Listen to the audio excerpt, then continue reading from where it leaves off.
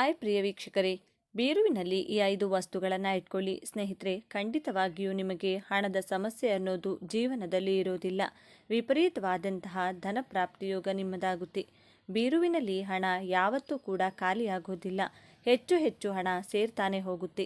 ಈ 5 ಪದಾರ್ಥಗಳನ್ನು ತಪ್ಪದೇ ಇಟ್ಕೊಳ್ಳಿ. ಈ ಪದಾರ್ಥಗಳನ್ನು ನೀವು ಇಡೋದಕ್ಕೆ ಮುಂಚೆ ಲಕ್ಷ್ಮೀ ದೇವಿಗೆ ಪ್ರತ್ಯೇಕವಾಗಿ ಪೂಜೆಯನ್ನು ಮಾಡಿದ ನಂತರವಷ್ಟೇ ನೀವು ಈ ಒಂದು ಪದಾರ್ಥವನ್ನು ನಿಮ್ಮ ಬೀರುವಿನಲ್ಲಿ ಇಟ್ಕೊಳ್ಳಿ. ಅದಕ್ಕೆ ಒಂದು ರೀತಿ ಶಕ್ತಿಯನ್ನು ತುಂಬುವಂಥದ್ದು ಅಂತಾನೆ ಹೇಳಲಾಗುತ್ತೆ. ಹಾಗಿದ್ರೆ ಈ 5 ಪದಾರ್ಥಗಳು ಯಾವುವು ಅನ್ನೋದನ್ನು ಇವತ್ತಿನ ವಿಡಿಯೋದಲ್ಲಿ ಸಂಪೂರ್ಣವಾಗಿ ತಿಳಿದುಕೊಳ್ಳೋಣ. ವಿಡಿಯೋವನ್ನು ಪೂರ್ತಿಯಾಗಿ ನೋಡಿ, ಆವಾಗಲೇ ನಿಮಗೆ ಅರ್ಥ ಆಗೋದು.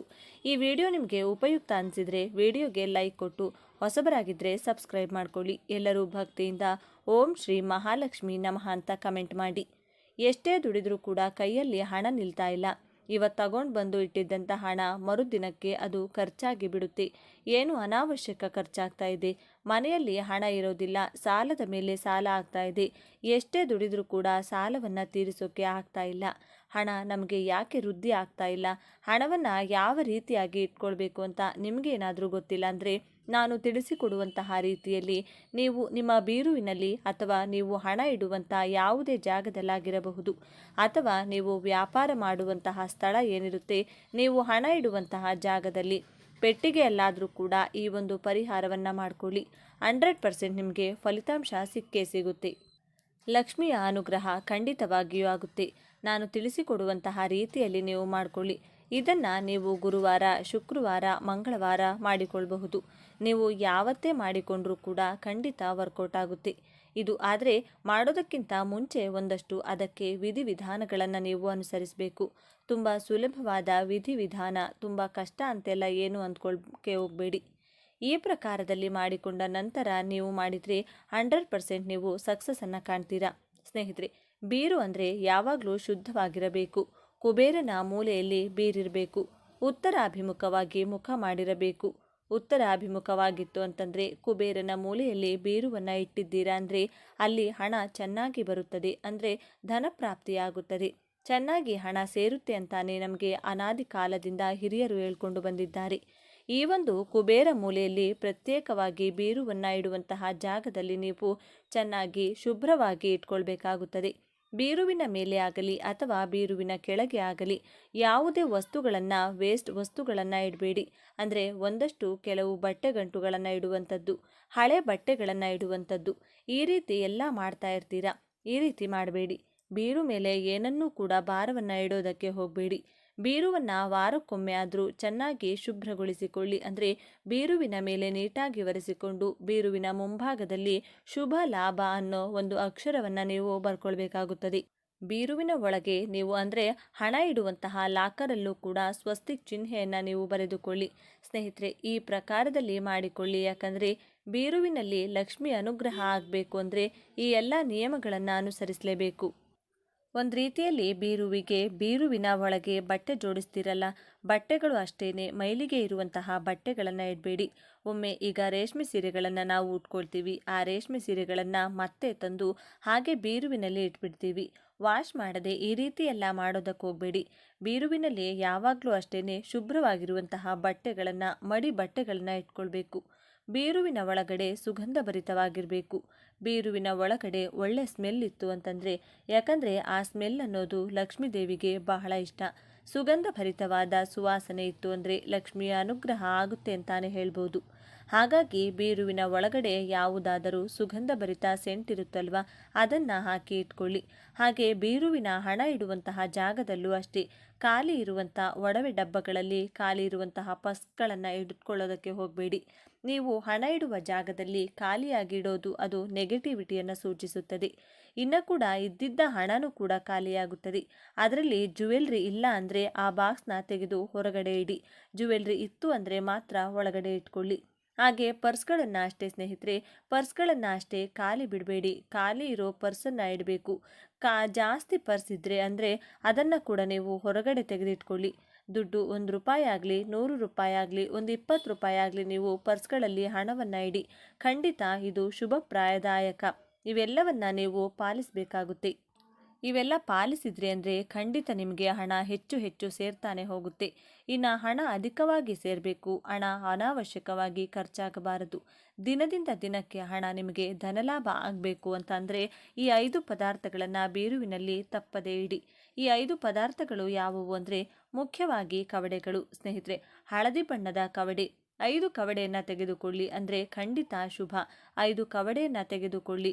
ಹಾಗೆಯೇ 5 ಗೋಮತಿ ಚಕ್ರ 5 ಕವಡೆ, 5 ಗೋಮತಿ ಚಕ್ರ, ಹಾಗೆಯೇ 5 ಗುಲಗಂಜಿ, ಹಾಗೆಯೇ 5 ತಾವರೆ ಬೀಜ ಹಾಗೂ 1 ರೂಪಾಯಿದು 5 ನಾಣ್ಯ ಇಷ್ಟನ್ನು ತೆಗೆದುಕೊಳ್ಳಿ.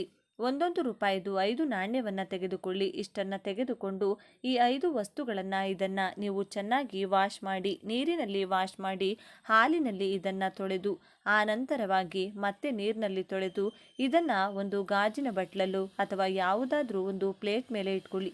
ಚೆನ್ನಾಗಿ ಆರಿದ ಮೇಲೆ ಒಂದು ಕೆಂಪು ಬಣ್ಣದ ಬಟ್ಟೆಯನ್ನು ತೆಗೆದುಕೊಳ್ಳಿ. ಕೆಂಪು ಬಣ್ಣದ ಬಟ್ಟೆ, ಅದು ಕೂಡ ಒಂದು ಚೌಕಾಕಾರವಾಗಿರಬೇಕು. ಅದನ್ನು ಶುಭ್ರವಾಗಿಟ್ಕೊಂಡು ಚೆನ್ನಾಗಿ ಒಣಗಿರೋ ಬಟ್ಟೆಯನ್ನು ಉಪಯೋಗಿಸಿಕೊಳ್ಬೇಕು. ಸ್ವಲ್ಪ ಹಸಿ ತೇವ ಇರುವಂಥದ್ದನ್ನು ಉಪಯೋಗಿಸಬೇಡಿ.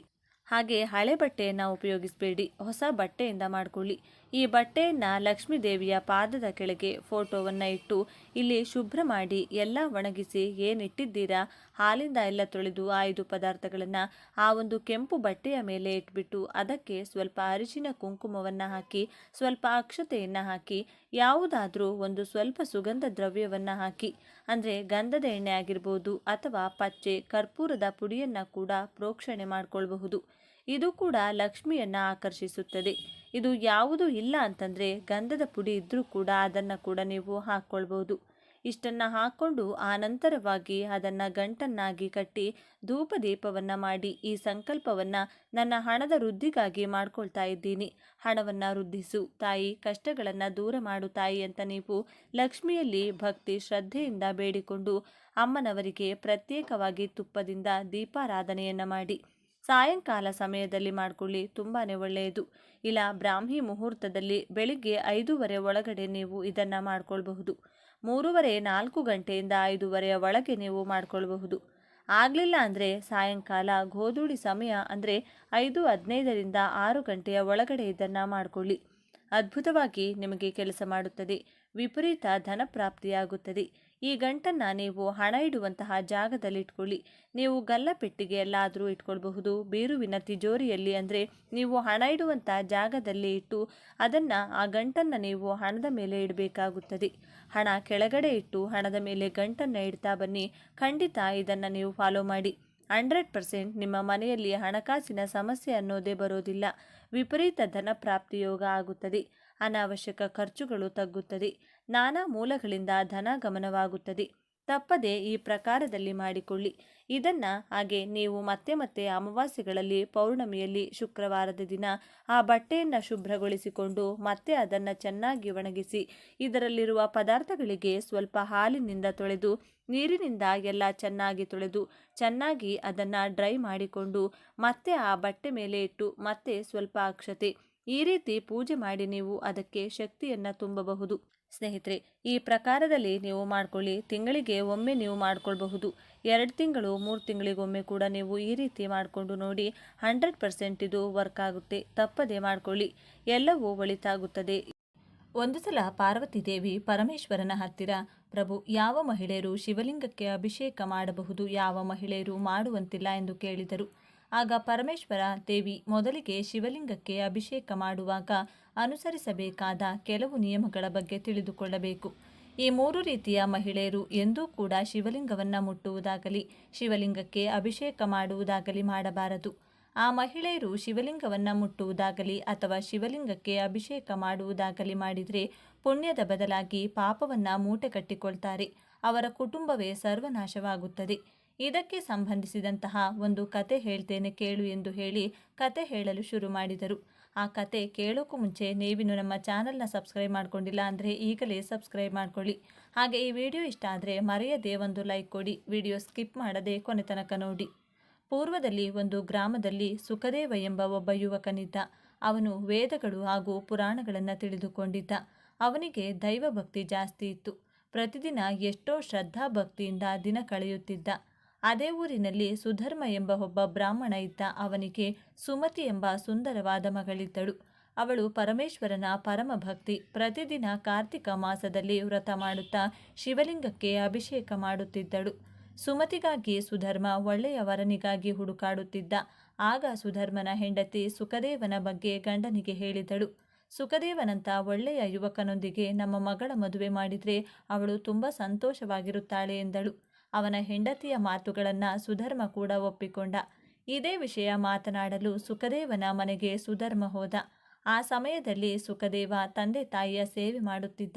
ಸುಖದೇವನ ತಂದೆ ತಾಯಿ ಸುಧರ್ಮನನ್ನ ಗೌರವಪೂರ್ವಕವಾಗಿ ಮನೆಯೊಳಗೆ ಕರೆದರು.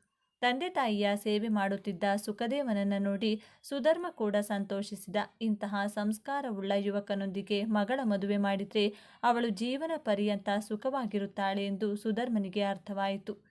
ಸುಖದೇವ ಸುಧರ್ಮನಿಗೆ ನಮಸ್ಕರಿಸಿ ಬಂದ. ಕಾರಣವನ್ನ ಕೇಳಿದ.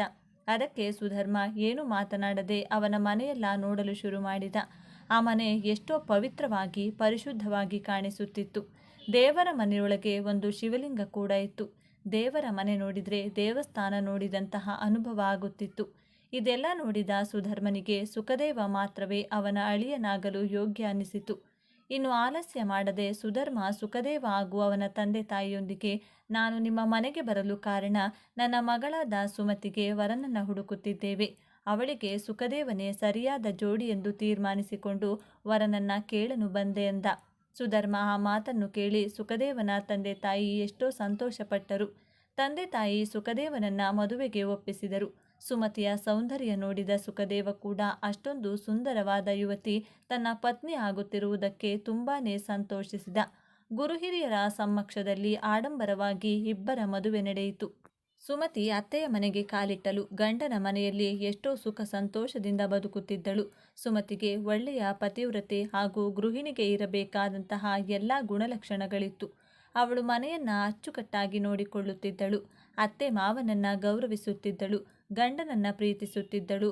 ಪರಪುರುಷರನ್ನ ಕಣ್ಣೆತ್ತಿಯೂ ಕೂಡ ನೋಡುತ್ತಿರಲಿಲ್ಲ. ಎಲ್ಲವನ್ನೂ ಅಷ್ಟೊಂದು ಅಚ್ಚುಕಟ್ಟಾಗಿ ಮಾಡುತ್ತಿದ್ದ ಸುಮತಿಯ ಮನೆಯಲ್ಲಿ ಮಹಾಲಕ್ಷ್ಮಿ ಕೂಡ ಸ್ಥಿರವಾಗಿ ನೆಲೆಸಿದಳು.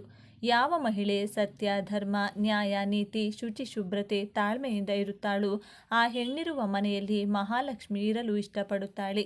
ಆ ರೀತಿ ಎಷ್ಟೋ ಸಂತೋಷವಾಗಿದ್ದಂತಹ ಮನೆ ಸುಮತಿ ಮಾಡಿದ ಚಿಕ್ಕ ತಪ್ಪಿನಿಂದ ನಾಶವಾಯಿತು. ಕಡುಬಡತನದ ಅನುಭವಿಸಬೇಕಾಯಿತು. ಅವಳು ಮಾಡಿದ ತಪ್ಪೇನೆಂದರೆ ಶ್ರಾವಣ ಮಾಸದ ಮೊದಲನೇ ದಿನ ಅಮಾವಾಸ್ಯೆಯಿಂದ ಶುರುವಾಗಿತ್ತು. ಆ ದಿನದಂದು ಸುಮತಿ ತಿಳಿಯದೆ ಹೆಚ್ಚಾಗಿ ಈರುಳ್ಳಿ ಬಳಸಿ ಅಡುಗೆ ತಯಾರಿಸಿದಳು. ಅದರ ಜೊತೆ ಸೈಂಧವ ಲವಣವನ್ನು ಕೂಡ ಬಳಸಿದಳು. ಅಡುಗೆ ತುಂಬ ರುಚಿಯಾಗಿದ್ದರಿಂದ ಮನೆಯವರೆಲ್ಲ ಸ್ವಲ್ಪ ಹೆಚ್ಚಾಗಿಯೇ ಊಟ ತಿಂದರು. ಮಾರನೇ ದಿನ ಬೆಳಿಗ್ಗೆ ಕೂಡ ರಾತ್ರಿ ಉಳಿದ ಊಟವನ್ನು ಸುಮತಿ ಹಾಗೂ ಸುಖದೇವ ತಿಂದರು. ಅತಿ ಹೆಚ್ಚು ಈರುಳ್ಳಿ ಸೇವಿಸಿದ್ದರಿಂದ ಅವರಲ್ಲಿ ಕಾಮಭಾವನೆ ಹೆಚ್ಚಾಯಿತು. ಸುಮತಿ ಹಾಗೂ ಸುಖದೇವ ಆ ದಿನ ಬೆಳಿಗ್ಗೆ ಶಾರೀರಿಕವಾಗಿ ಒಂದಾದರು. ಅದರ ನಂತರ ಎಂದಿನಂತೆ ಸುಮತಿ ಶಿವಲಿಂಗಕ್ಕೆ ಅಭಿಷೇಕ ಮಾಡಿ ಪೂಜೆ ಮಾಡಿದಳು. ಸುಮತಿ ಪ್ರತಿದಿನ ಸ್ನಾನ ಮಾಡಿಕೊಂಡು ಶ್ರದ್ಧಾಭಕ್ತಿಯಿಂದ ಶಿವನ ಪೂಜೆ ಮಾಡುತ್ತಿದ್ದಳು.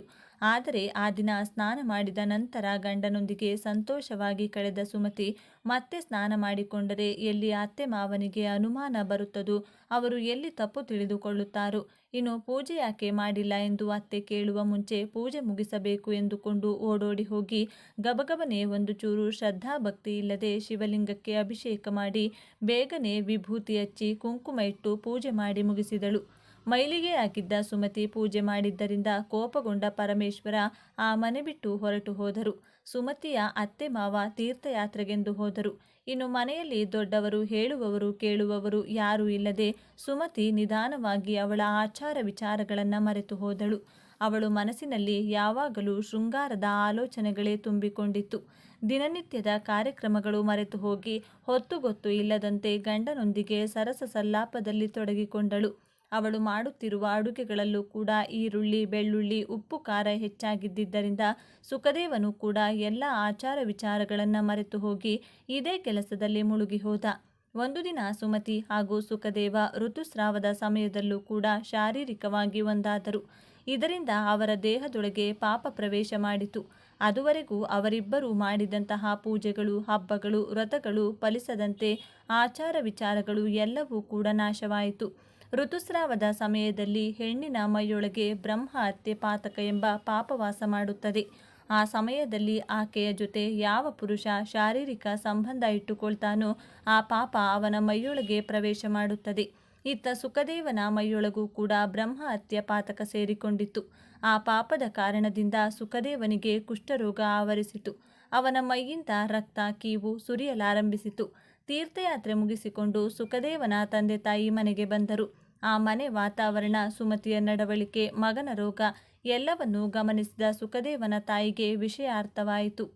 ಆ ಮನೆಯನ್ನ ಹಾಳು ಮಾಡಿ ಮಗನಿಗೆ ಈ ಪರಿಸ್ಥಿತಿ ತಂದ ಸುಮತಿಯ ಮೇಲೆ ಕೋಪಗೊಂಡು ಅವಳನ್ನು ಮನೆಯಿಂದ ಹೊರಗಟ್ಟಿದ್ದಳು. ಅದುವರೆಗೂ ಆ ಮನೆಯೇ ಪ್ರಪಂಚ, ಗಂಡನೇ ದೇವರು ಅಂದುಕೊಂಡಿದ್ದ ಸುಮತಿಗೆ ಎಲ್ಲಿ ಹೋಗುವುದೆಂದು ಅರ್ಥವಾಗಲಿಲ್ಲ. ಅವಳು ಮಾಡಿದ ತಪ್ಪೇನೆಂದು ಕೂಡ ಅವಳಿಗೆ ಗೊತ್ತಿಲ್ಲ. ಅವಳು ಅಳುತ್ತಾ ಕಾಡಿಗೆ ಹೋದಳು. ಅಲ್ಲೊಂದು ಆಶ್ರಮ ಕಾಣಿಸಿತು. ಆಶ್ರಮದಲ್ಲಿ ಕುಳಿತುಕೊಂಡು ಸುಮತಿ ಜೋರಾಗಿ ಅಳುವುದಕ್ಕೆ ಶುರು ಮಾಡಿದಳು. ಅವಳ ಅಳು ಕೇಳಿಸಿಕೊಂಡ ಸಾಧು ಹೊರಗೆ ಬಂದು, ಯಾರಮ್ಮ ನೀನು, ಯಾಕೆ ಈ ರೀತಿ ಅಳ್ತಿದ್ದೀಯಾ ಎಂದು ಕೇಳಿದರು. ಆಗ ಸುಮತಿ, ಸ್ವಾಮಿ, ನಾನು ನನ್ನ ಗಂಡ ಅತ್ತೆ ಮಾವ ಎಷ್ಟು ಸಂತೋಷವಾಗಿ ಬದುಕುತ್ತಿದ್ದೆವು. ನನ್ನ ಅತ್ತೆ ಮಾವ ತೀರ್ಥಯಾತ್ರೆಗೆ ಹೋದರು. ಅವರು ಹಿಂದಿರುಗಿ ಬರುವಷ್ಟರಲ್ಲಿ ನಾವು ಕೂಡಿಟ್ಟ ಎಲ್ಲ ಆಸ್ತಿಯನ್ನು ಕಳೆದುಕೊಂಡು ಬಡತನಕ್ಕೆ ಬಂದು ಬಿಟ್ಟೆವು. ಅದರ ಜೊತೆ ನನ್ನ ಗಂಡ ಕೂಡ ಕುಷ್ಠರೋಗಕ್ಕೆ ತುತ್ತಾದರು. ತೀರ್ಥಯಾತ್ರೆಯಿಂದ ಬಂದ ನನ್ನ ಅತ್ತೆ ಇದೆಲ್ಲದಕ್ಕೂ ಕಾರಣ ನಾನೇ ಎಂದು ನನ್ನನ್ನು ದೂಷಿಸಿ ಮನೆಯಿಂದ ಹೊರಗೆ ತಳ್ಳಿಬಿಟ್ಟರು. ಎಲ್ಲಿ ಹೋಗುವುದೆಂದು ದಾರಿ ತಿಳಿಯದೆ ಕಾಡಿನಲ್ಲಿ ಬರುತ್ತಿರುವಾಗ ನಿಮ್ಮ ಆಶ್ರಮ ಕಾಣಿಸಿತು. ನನಗೆ ಇಲ್ಲಿ ವಾಸವಿರಲು ಅನುಮತಿ ಸಿಗಬಹುದೇನೋ ಅಂದುಕೊಂಡು ಇಲ್ಲಿ ಕಾಯುತ್ತಾ ಕುಳಿತಿದ್ದೇನೆ ಎಂದು ಹೇಳಿದಳು. ಇದ್ದಕ್ಕಿದ್ದಂತೆ ನನ್ನ ಗಂಡನಿಗೆ ಕುಷ್ಠರೋಗ ಏಕೆ ಬಂತು, ನಮಗೆ ಬಡತನ ಏಕೆ ಬಂತೆಂದು ನನಗೆ ಅರ್ಥವಾಗುತ್ತಿಲ್ಲ ಸ್ವಾಮಿ ಎಂದಳು ಸುಮತಿ. ಆಗ ಸಾಧು ದಿವ್ಯ ದೃಷ್ಟಿಯಿಂದ ನೋಡಿ ನಡೆದ ಎಲ್ಲ ವಿಷಯಗಳನ್ನು ಅರ್ಥ ಮಾಡಿಕೊಂಡು, ನೋಡಮ್ಮ ಸುಮತಿ, ಗಂಡನೊಂದಿಗೆ ಶಾರೀರಿಕವಾಗಿ ಒಂದಾಗುವುದು ಗೃಹಿಣಿಯ ಕರ್ತವ್ಯ. ಆದರೆ ಅದಕ್ಕೊಂದು ಹೊತ್ತು ಗೊತ್ತು ಇರುತ್ತದೆ. ಗಂಡನೊಂದಿಗೆ ಶಾರೀರಿಕವಾಗಿ ರಾತ್ರಿ ಮಾತ್ರವೇ ಇರಬೇಕು. ಸೂರ್ಯ ಬಂದ ನಂತರ ಇರಬಾರದು. ಹಾಗೆ ಸಂಜೆ ಲಕ್ಷ್ಮಿ ಬರುವ ಸಮಯದಲ್ಲೂ ಕೂಡ ಶಾರೀರಿಕವಾಗಿ ಒಂದಾಗಬಾರದು. ಮುಖ್ಯವಾಗಿ ಋತುಸ್ರಾವದ ಸಮಯದಲ್ಲಿ ಯಾರನ್ನು ಕೂಡ ಮುಟ್ಟಬಾರದು.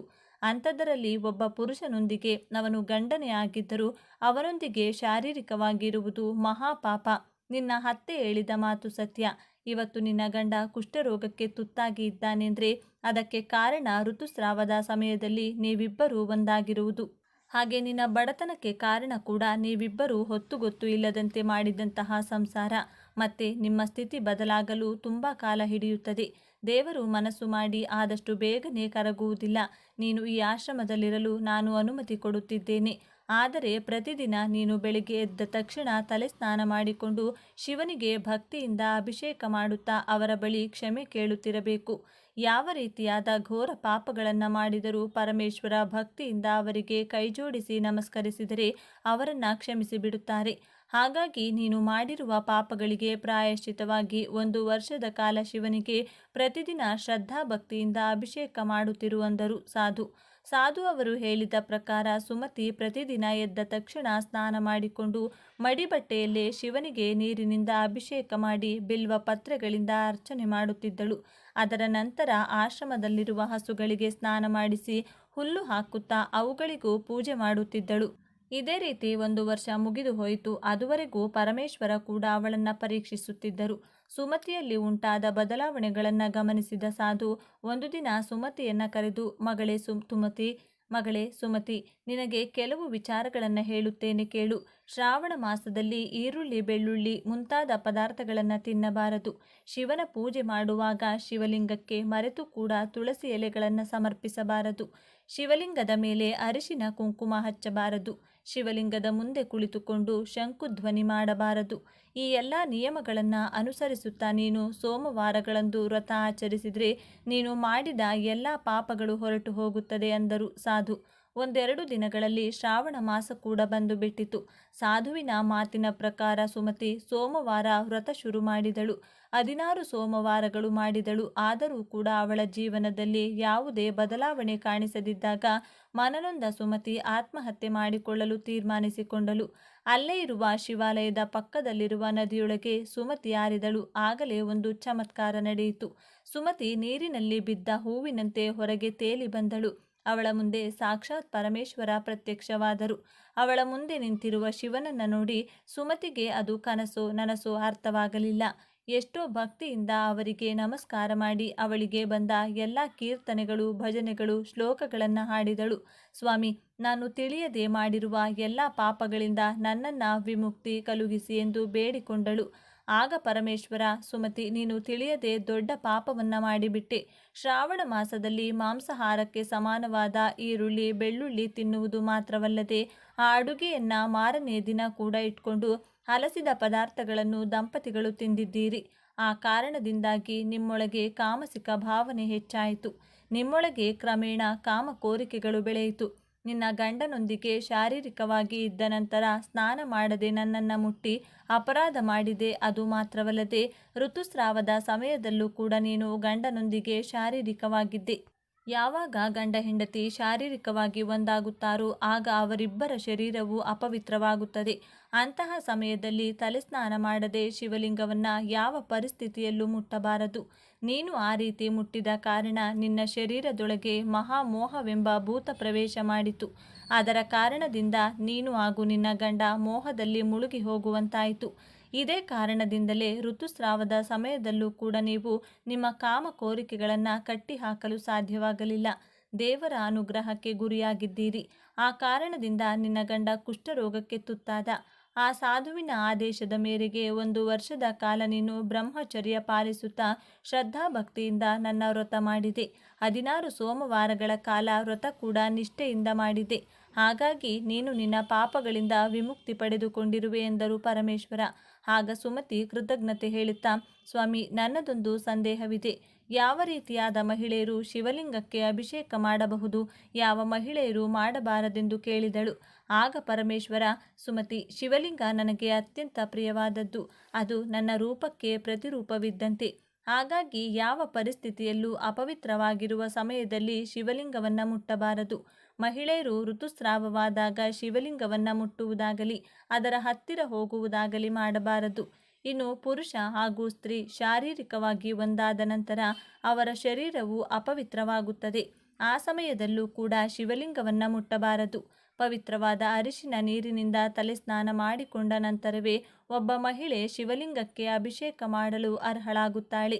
ಯಾವ ಹೆಣ್ಣು ಗಂಡನನ್ನ ಬಿಟ್ಟು ದೂರ ಆಗಿರುತ್ತಾಳೋ, ಯಾವ ಹೆಣ್ಣು ಪರಪುರುಷನೊಂದಿಗೆ ಸಂಬಂಧ ಇಟ್ಟುಕೊಂಡಿರುತ್ತಾಳೋ, ಯಾವ ಹೆಣ್ಣು ಗಂಡನನ್ನ ಕೆಟ್ಟ ಮಾತುಗಳಿಂದ ನಿಂದಿಸುತ್ತಾಳೋ, ಯಾವ ಹೆಣ್ಣು ಪುರುಷರನ್ನು ಕಾಮದೃಷ್ಟಿಯಿಂದ ನೋಡುತ್ತಾಳೋ ಅಂತಹ ಮಹಿಳೆಯರು ಕೂಡ ಶಿವಲಿಂಗವನ್ನ ಮುಟ್ಟಬಾರದು.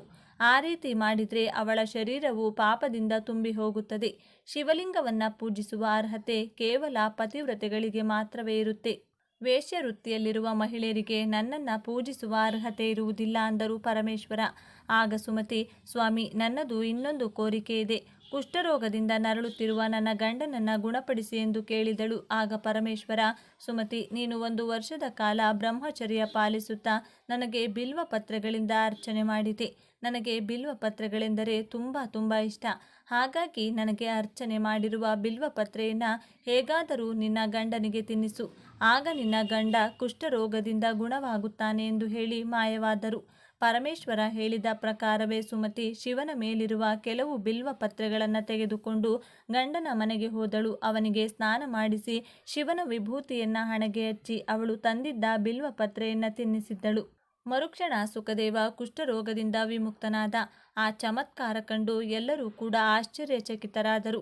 ಎಲ್ಲರೂ ಸುಮತಿಯನ್ನ ಮೆಚ್ಚಿಕೊಂಡರು. ಮತ್ತೆ ಸುಮತಿಯ ಕುಟುಂಬ ಮೊದಲಿನಂತೆ ಸುಖ, ಸಂತೋಷ ಹಾಗೂ ಐಶ್ವರ್ಯದಿಂದ ತುಂಬಿಕೊಂಡಿತು. ಈ ಕಥೆಯನ್ನು ಹೇಳಿದ ನಂತರ ಪರಮೇಶ್ವರ ಪಾರ್ವತಿಯೊಂದಿಗೆ, ದೇವಿ, ಈಗ ನಿನ್ನ ಎಲ್ಲ ಪ್ರಶ್ನೆಗಳಿಗೂ ಉತ್ತರ ಸಿಕ್ಕಿದೆ ತಾನೆ ಎಂದು ಕೇಳಿದರು. ಆಗ ಪಾರ್ವತಿ ದೇವಿ ಸಿಕ್ಕಿದೆ ಎಂಬಂತೆ ತಲೆಯಾಡಿಸಿ ಪರಮೇಶ್ವರನಿಗೆ ಕೈಜೋಡಿಸಿ ನಮಸ್ಕರಿಸಿದರು. ಈ ವಿಡಿಯೋ ನಿಮಗೆ ಇಷ್ಟ ಆದರೆ ಲೈಕ್ ಮಾಡಿ, ಶೇರ್ ಮಾಡಿ, ತಪ್ಪದೆ ನಮ್ಮ ಚಾನಲ್ನ ಸಬ್ಸ್ಕ್ರೈಬ್ ಮಾಡಿಕೊಳ್ಳಿ. ಎಲ್ಲರೂ ಭಕ್ತಿಯಿಂದ ಓಂ ನಮಃ ಶಿವಾಯ ಅಂತ ಕಮೆಂಟ್ ಮಾಡಿ. ಧನ್ಯವಾದಗಳು.